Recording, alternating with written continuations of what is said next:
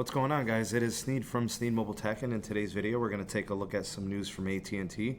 There's quite a bit and I want to get through it all. I don't want to take too much of your time, so let's go ahead and get right into it. So the first piece of news coming out of AT&T is they've finally settled their throttling dispute with the FTC.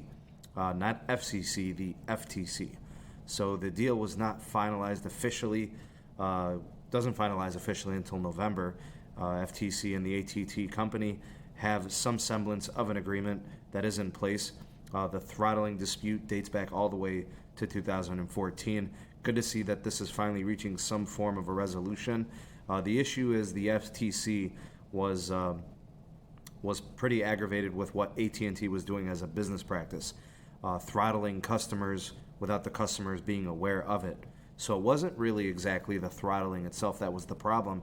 It was the fact that AT&T was not transparent, honest with their customers in disclosing what they were doing in their practices. So looks like that's going to finally see an end, and that's good to see. Hopefully AT&T can take something from this and treat their customers a little bit better. Another AT&T news, big changes in their leadership and their management and executive branch.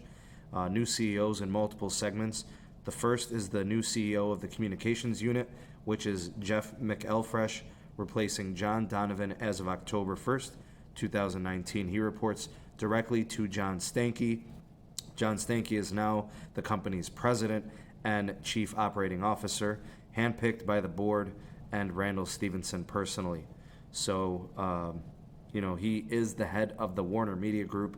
A lot of success there. It's been a very profitable segment. Last quarter they did big numbers, and McElfresh becomes a big part of this leadership group, as he is a big contributor to the 5G initiative and network build-out. He has been a big proponent of the software-based future initiative. He's a 25-year veteran with the company, so he's not new. AT&T has, they're hot off a hot year, 2019, and they're probably poised for an even bigger 2020 now. 5G should be huge, whether wireline or mobile. They should be doing good things there. This year they were successful in their first net, Band 14, huge network success and growth. They probably have already passed Verizon as the number one in market share for wireless, and as well as their coverage expanding and their performance improving. A lot of different entities and organizations that test networks say that AT&T is the best right now. And of course, Warner Media, they're killing it, and that should continue next year. So fresh off the heels of a very good 2018 in preparation for 19, and they executed well this year, and things are looking pretty rosy for them for next year as well. It was rumored that there was going to be a female CEO stepping in here. Looks like that didn't happen. Would have been nice to have seen that. Maybe we could have seen some changes in the business approach of AT&T, but it looks like it's going to be more of the same. So probably anticipate that not changing. Future moves, AT&T TV Now, AT&T TV, and DirecTV are all moving over to the Warner Media Group, so that will be overseen by John Stankey, and as well as some AT&T requests going into the FCC. AT&T is requesting permission from the FCC to drive test 24 gigahertz spectrum. What they're trying to do is they're essentially trying to figure out how it's going to propagate and how to position their network infrastructure. So they want to calibrate propagation models in preparation for 5G deployment. Fresh off the heels of Spectrum Auction 102 earlier this year, AT&T spent nearly $1 billion. I think it was like $980 million. So they've got all this spectrum that they're ready to go ahead and deploy probably mid next year, mid 2020. And they just want to make sure that the network's going to be functioning properly. So they're lining up all their ducks in a row. In that same auction, T-Mobile spent over $800 million as well. So that is going to be the big millimeter wave push that we see in the future to carry the capacity loads for 5G. And AT&T has now expanded its 5G cities. We're now up to 21 cities with 5G connectivity. Enterprise only for now. That being the case, the common customer and consumer doesn't have access to 5G with AT&T. They're saving low band for that purpose. Keep in mind, this is millimeter wave only, and it is enterprise only, so expect more of the consumer-based 5G next year. They're going to be using a combination of Band 14, AWS 3, WCS, 4x4 MIMO, 256 QAM, carry aggregation.